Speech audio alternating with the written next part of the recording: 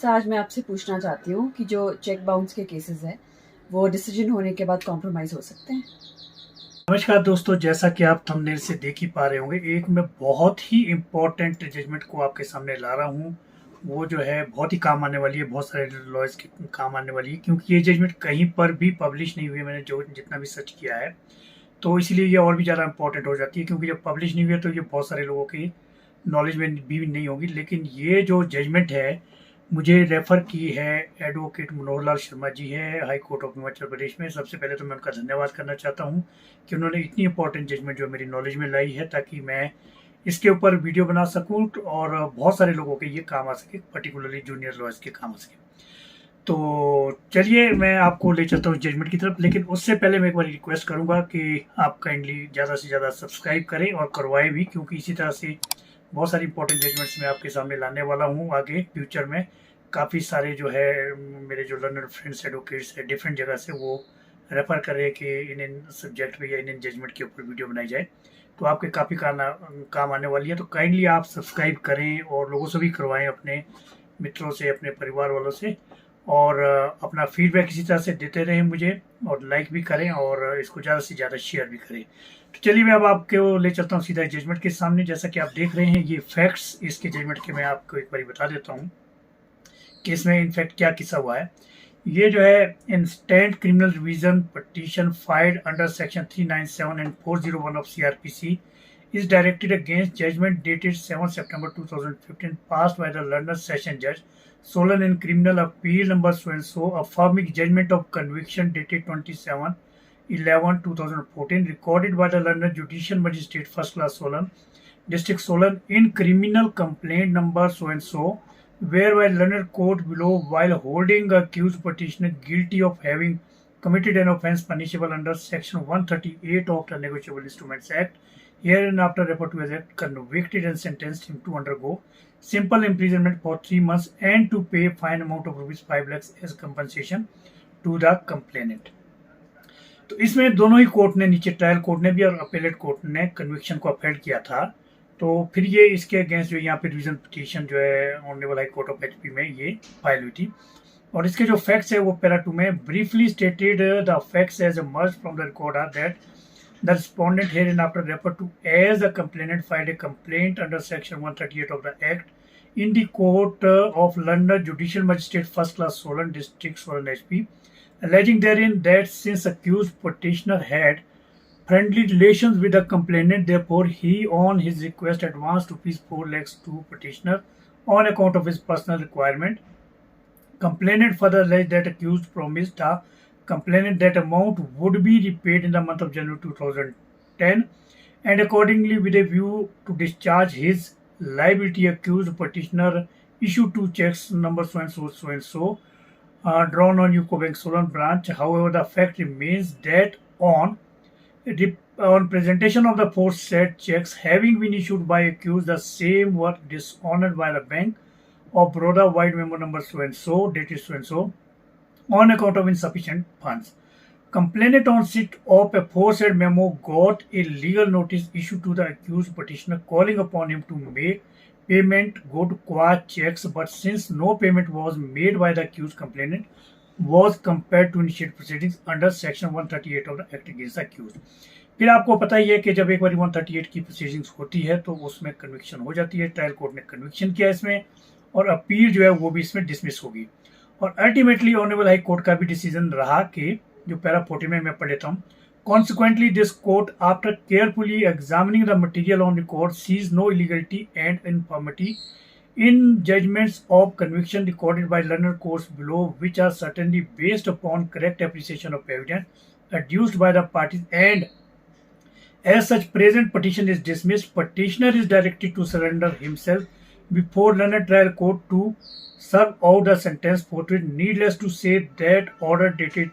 4 November 2015, whereby substantive sentence was suspended, shall be vacated automatically. Record of learned court below is sent back along with a copy of a इसमें होगी। यानी कि honourable high court ने भी revision petition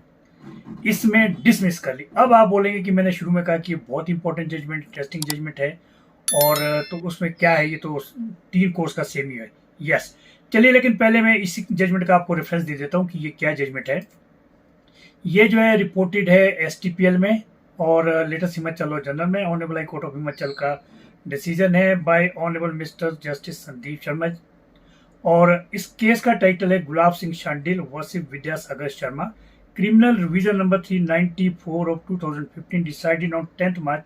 2017 में ये decide हुआ था, जिसमें कि डिसमिस हुई।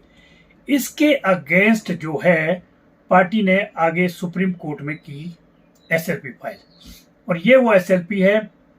जो है SLP criminal diary number so Gulab Singh Shandil versus Shri Vidyasagar Sharma, IA number so इसमें एग्जेम्पशन के लिए भी डाली थी। और 18 अगस्त 2017 को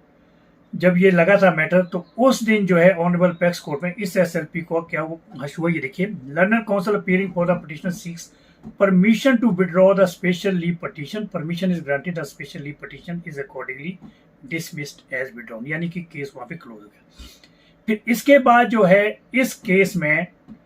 दोबारा जो है उस पार्टी ने ऑनरेबल हाई कोर्ट को अप्रोच किया, और वो ये जो है इंपॉर्टेंट जजमेंट है जो अब मैं आपके सामने रेफर करने जा रहा हूँ, और जो कहीं पे भी ये जो है किसी भी जर्नल में ये पब्लिश नहीं हुई है। इसमें क्या है, by way of instant application filed under section 482 of the code of criminal procedure, जो इनहेरेंट पावर्स होती है CRPC 482 में, उसके अंडर जो है फिर ये एप्लीकेशन SLP को विड्रॉ करने के बाद दोबारा उसी ऑनरेबल कोर्ट के पास जो है ये की गई। Prayer has been made on behalf of the petitioner accused applicant for recalling judgment dated 10 March 2017 passed by this court, whereby judgment of conviction dated 27 November 2014 passed by learned judicial magistrate first class Solan district so in criminal complaint number so came to be upheld। और फिर इसमें ये सारे facts वगैरह जो है इसमें note down किए गए, और इसमें ये भी हवाला आया है पैरा 6 में कि petitioner accused being aggrieved with the foresaid judgment rendered by this court, जो कि मैंने पहले पढ़ी थी, preferred special leave to appeal before Honorable Apex Court, but perusal of the order dated 18 August 2017 placed on record along with instant petition suggests that the same was withdrawn. In the application at hand, it has been averred that parties have compromised the matter interstate them, and in terms of the judgment passed by London Trial Court, an amount of 5 lakh has already been paid to the respondent complainant, whereas an amount of rupees 1 lakh has been deposited by the petitioner accused with the London Trial Court in execution proceedings initiated at the behest of the respondent complainant, which shall also be released in favor of the respondent complainant। यानी कि ये इस तरह से इनकी जो है आपस में कॉम्प्रोमाइज हो गया और ये अमाउंट पेड कर दिया, और इस तरह से ये ऑब्जर्वेशन ऑनरेबल कोर्ट की आई है। अब सवाल उठता है कि मेंटेनेबिलिटी, क्या 482 CRPC में जब इसमें सारी conviction from top to bottom court में अपहोल्ड हुई है, तो क्या 482 में दोबारा ऑनरेबल हाई कोर्ट को अप्रोच किया जा सकता है, इनहेरेंट पावर्स इन्वोक की जा सकती है, क्या ये पिटीशन मेंटेनेबल है? इस बारे में ऑनरेबल हाई कोर्ट ने ऑब्जर्वेशन जो है बहुत ब्रॉड ऑब्जर्वेशन जो है काफी एट लेंथ जो है पैरा 13 में की है। Another question which arises for determination adjudication of this court is with regard to maintainability of present review petition. Admittedly, instant review petition has been filed after withdrawal of special leave petition preferred by the applicant petitioner against the judgments passed by this court in criminal division number so and so, wherein conviction sentence awarded by the court below came to be upheld. In the instant case at hand, special leave to appeal the criminal filed by the applicant petitioner was dismissed as withdrawn by order dated 18 August 2017. Subsequent to passing of aforesaid order, the Honorable Apex Court, petitioner applicant has approached this court, praying therein for modification recalling of his judgment dated 10th March 2017, passed in criminal division number so and so, on the ground that the parties have amicably settled the matter and entire amount stands paid to the respondent complainant. In terms of the judgment passed by the London Trial Court, London Counsel representing the petition applicant contending that once the Supreme Court permits withdrawal of a special leave petition without recording reason, it is as if no appeal was ever filed or entertained, since in the absence of a grant of special leave, there is no appeal in existence. Learned Counsel further contended that where a special leave petition is permitted to be withdrawn, and equally when it is dismissed in limine without recording reasons, the High Court judgment neither merges into any proceedings before the Supreme Court, nor is it in any manner affected by filing and subsequent withdrawal or dismissal of the special leave petition. In support of the aforesaid contention, Learned Counsel representing the applicant petitioner also invited attention of this court to the judgment passed by the 3 judges bench of the Supreme Court in so wherein it has been held that after dismissal of SLP in limine, review petition can be filed because at the stage of dismissal of SLP there exists no appeal in the eyes of the law. फिर इसके बाद जो है इसमें काफी सारा case law जो है डिटेल जो है सारा इसमें जो है डिस्कस किया गया है बाय द ऑनरेबल कोर्ट, और फिर अल्टीमेटली जो है इशू ऑफ मर्जर पे जो है पैरा 16 में ऑनरेबल डॉक्ट्रिन ऑफ मर्जर पे जो है पैरा 16 में ऑनरेबल कोर्ट की ऑब्जर्वेशन आई है। ये बहुत इंपॉर्टेंट ऑब्जर्वेशन है। It is quite apparent from the foresaid exposition of law lay down by the honourable apex court that doctrine of merger does not apply in the case of dismissal of special leave petition. In the case at hand, special leave to appeal having been filed by the petition applicant has been dismissed as withdrawn by non-speaking order and as such does not result in the merger of the impugned order in the order of the Honorable Supreme Court. फिर decision जो है honourable court ने दिया। Consequently in view of the detailed discussion made herein above as well as law laid down by the honourable apex court, this court holds that the review petition filed after dismissal of special leave petition praying therein for recalling modification of the judgment dated so and so passed by this court in criminal division number so and so is maintainable, and as such parties are permitted to get the matter compounded in the light of the compromise arrived inter se them. Accordingly, judgment of conviction and sentence recorded by the London trial court is quashed and set aside, and petitioner is acquitted of the charges framed against him, his bail bonds etc. ये सारा जो है फिर इसमें आ गया। तो अब आप देख ही पा रहे होंगे कि ये कितनी इंपॉर्टेंट जजमेंट है और ये कहीं पे पब्लिश भी नहीं हुई है। अब मैं आपको इसका देता हूँ रेफरेंस कि क्या ये जजमेंट है, लेकिन उससे पहले एक बारी फिर मैं आपसे रिक्वेस्ट करूंगा कि काइंडली आप इसे ज़्यादा से ज़्यादा शेयर करें, ज़्यादा से ज़्यादा सब्सक्राइब करवाएं अपने सारे फ्रेंड सर्कल में भी, अपनी फैमिली सर्कल में भी, और अपना फीडबैक इस तरह से देते रहें और मुझे इसी तरह से सजेशन देते रहें कि किस और इम्पोर्टेंट जजमेंट पे मुझे वीडियो बनानी है। मैं दोबारा जो है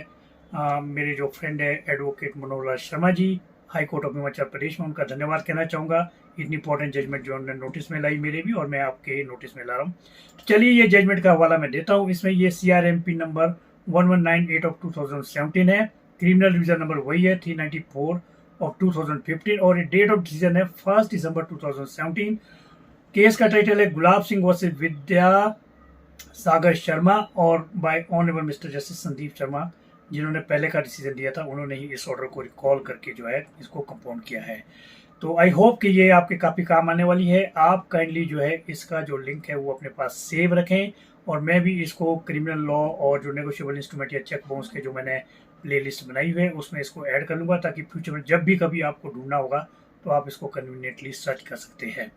तो यदि आपको लगता है कि ये इंपॉर्टेंट जजमेंट है तो काइंडली आप अपने व्यूज़ एक्सप्रेस करना ना भूलें। कमेंट सेक्शन में जरूर ज़्यादा से ज़्यादा आप अपनी जो व्यूज़ एक्सप्रेस करें और मुझे सजेशन भी दें मेरे कंटेंट के बारे में भी, मेरे फॉर्मेट के बारे में भी। कोई और चीज़ लानी हो, वैसे मैं कोशिश तो कर ही रहा हूँ हर वीडियो में कुछ ना कुछ नया करने के लिए। तो thank you very much and God bless you all, bye bye.